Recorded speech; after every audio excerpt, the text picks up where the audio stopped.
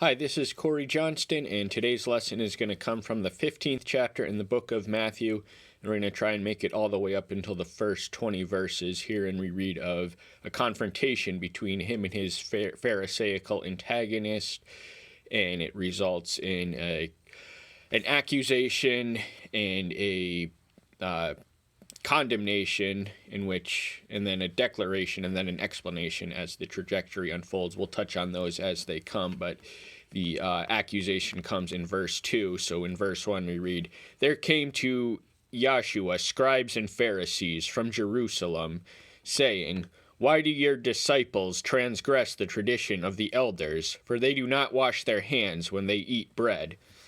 So their quarrel with the master's followers was they had neglected to do what was customary for Jews to do, especially of that rank and class, which would have been to observe the dietary and hygienic standards and cleanliness standards of the laws of Moses, which by their own excessive additions were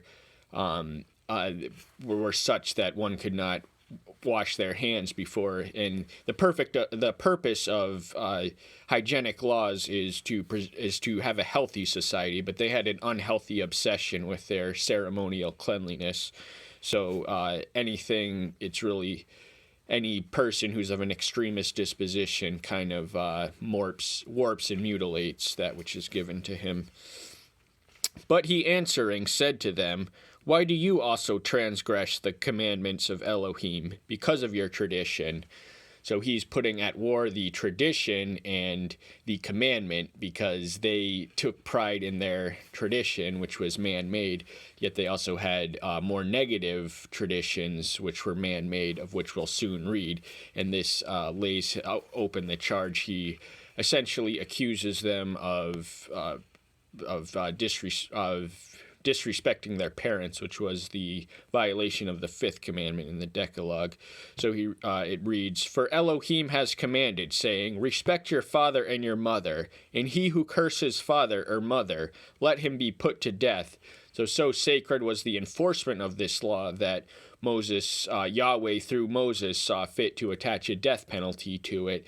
And of course, this was rarely executed, but the principle was still there, and he's accusing them of essentially murdering their parents or disrespecting them, using their traditions to circumvent the demands of the law, as we'll read.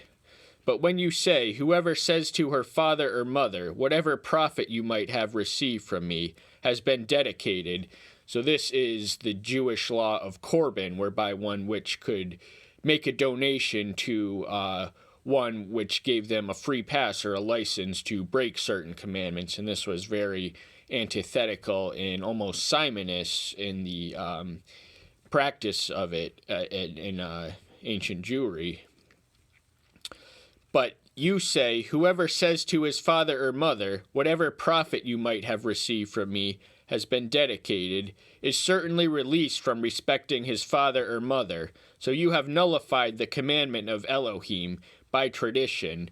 So the danger in tradition is that eventually you make so many of them that eventually they deviate from the law which they originally sprang from. So the Jews by this time had years worth of silenced prophecies, so they had devoted themselves to the accumulation of precepts upon precepts and line upon line of the Mosaic law, and it certainly gave them plenty to work with, but they had overextended themselves so much so that their tradition was in violation. This is the Corban tradition. Nothing's wrong with the hand-washing tradition. It's only the self-righteous enforcement of it. So, "Hypocrites, Isaiah rightly prophesied about you, saying," so he's identified his weapons as the words of Isaiah, word of Yahweh spoken through Isaiah so many centuries ago, and he's identified his enemies as hypocrites. And these are fighting words for any spiritually proud person, because that is one of the worst pejoratives one who publicly professes religion can be subjected to. And so hypocrites. His gospel his good news message has an offensive element in that it exposes the hypocrisy of many readers, and they don't like what they see, so they retreat. But let's see what Isaiah says about them. This people draw near me with their mouth and respect me with their lips, but their heart is far from me. So all the praise in the world, all the songs, all the tambourines, all the religious observances which were prevalent in Isaiah's day, and we could imagine were still alive and well in Yahshua's, are noise to the ear of the one who prefers the sacrifice of praise offered from the contrite heart and broken spirit. These are no sacrifice he will despise of this variety. So there's no sense in excessively observing the outer rituals of religion, especially as its over-observance compels the observer to mistake themselves for having the true righteousness of religion, and they are estranged from a relationship to the one who they are clamoring for, because they are so far away from him in their ordinary lives that they do not know that they sound like fools when they talk to him. This people, but in vain do they worship me, teaching as teachings the commandments of men. So even in Isaiah's day, there were embryonic Pharisaical legalists. The Pharisees would not be born until the time of Ezra or somewhere shortly thereafter. But the point is that their worship was meaningless and nullified because it nullified the commandment. So their traditions were contradictory to the inviolate Mosaic law, which they thought their traditions somehow circumvented for certain occasions of convenience, such as cursing your father and mother and making a down payment to. So that has an indulgence aspect to it all, too.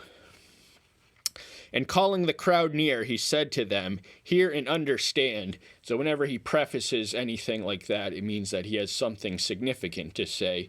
So he seldom says to listen or understand. These two words indicate that what he has to say is going to be important. So let's listen to what he has to say. Not that which goes into the mouth defiles the man, but that which cometh out of the mouth, this defiles this man. So the Pharisees had it backwards. They thought that the outer observances of religious was what made them righteous, and this protected them from being identified as sinners, because they harbored the selfish, the pride and the selfishness and the hypocrisy in their heart, which they laid invisible before the world, and did all the things, washed all the items, and did all the things they needed to do, but they missed the one they were supposed to be doing them for, because they were so caught up in the minutia of it all. But Yahshua declares a reversal. So what goes in your mouth is useless if what comes out of your heart is vile. So all the food, all the dietary observances, all the strictest and fullest observances thereof can't do a thing if there's hatred in your heart, and this is known through the expressions of one's lips, and this is essentially fighting words for his Pharisaical antagonist.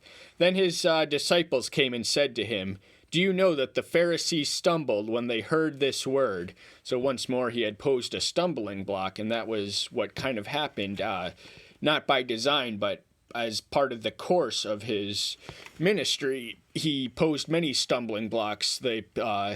He offers a righteousness not his own. The cross is a stumbling block to many, and just the whole idea of the resurrection and salvation and atonement baffles the ordinary mind, and it cannot be grasped by the natural mind. You have to have a spirit, the submission of the spirit.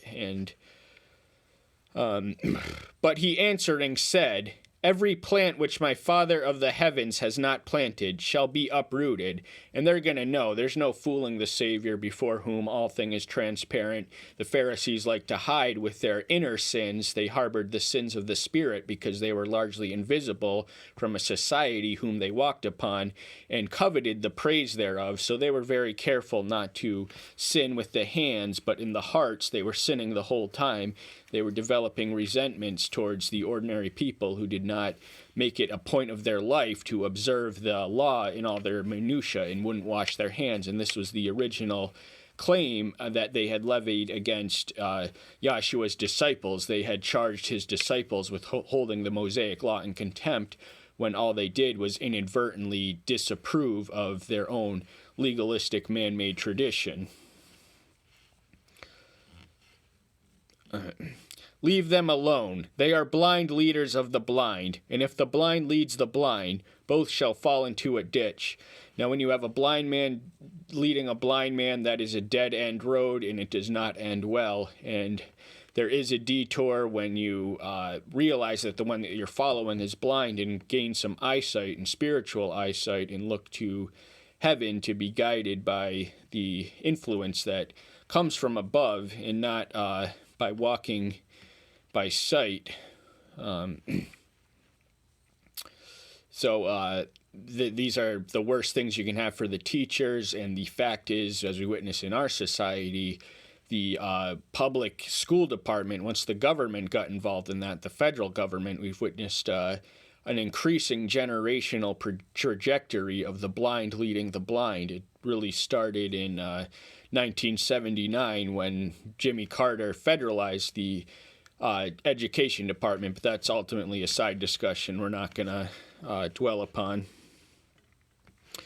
And Peter answering said to him, "Explain this parable to us."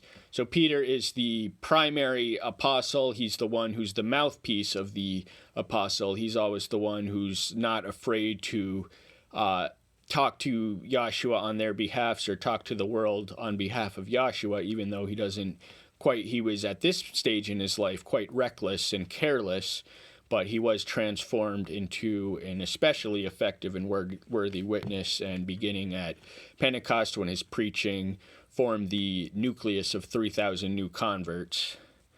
But he's asking for an explanation here, and this is often, we honestly looking in, not many of us can intuit the spiritual principles, but the explanation makes it possible for us to do so. So I'm one of those people whose mind just isn't wired to connecting fictional items to spiritual truths, but thankfully the explanations are here. And it says, and Yahshua said, "Are you still without understanding?"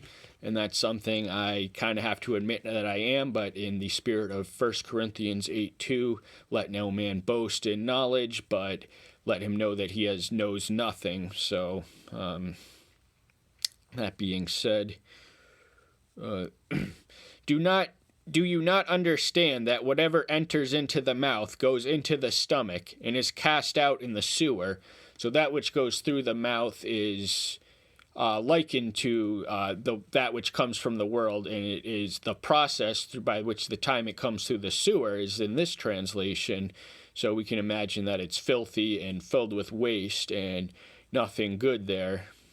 But what comes out of the mouth comes from the heart, and these defile the man. Now, more positively speaking, these can exalt the man if the contents and the orientations of his heart and the contents of his meditation is righteous. He can have the transforming of the mind and the heart to one that is exalted. But these things which come from the natural man, these expressions of the lips, defile the heart from which they spring, and them coming out of the world just throws it into chaos, and it would be a better place if they didn't say. And for out of the heart comes forth wicked reasonings, murders, adulteries, whorings, thefts, false witnessing, slanders. These are nothing good. These are no positive or praiseworthy items, but these are a negative list of all the weapons. Our words are weapons or tools. We can use them to build bridges or to create commotion. But murderings springs from an angry heart, wicked reasonings, adultery. So the whole laundry list of Decalogue violations, sexual sin, thievery, dishonesty, it's all there. These defile the man, but to eat with unwashed hands does not defile the man. So he's declaring once and for all that the dietary hygienic observances are henceforth now and forever obsolete, and eternally so, because the new had come to replace the old, and the wine of the old, the ceremonial observances to accumulated religious systems of worship, were now being absolved partly and embraced and expanded through this itinerant preacher who preached against the Pharisaical rabbinical system, which had Israel in a spiritual blackout of sorts. And that's why he came. He came when he was needed most, when the state of Israelite religion was at its ebb and its low. That's when he broke into the world and gave us one that we have today. And that's all the time we have for today. Thank you so much. See you soon. Bye-bye.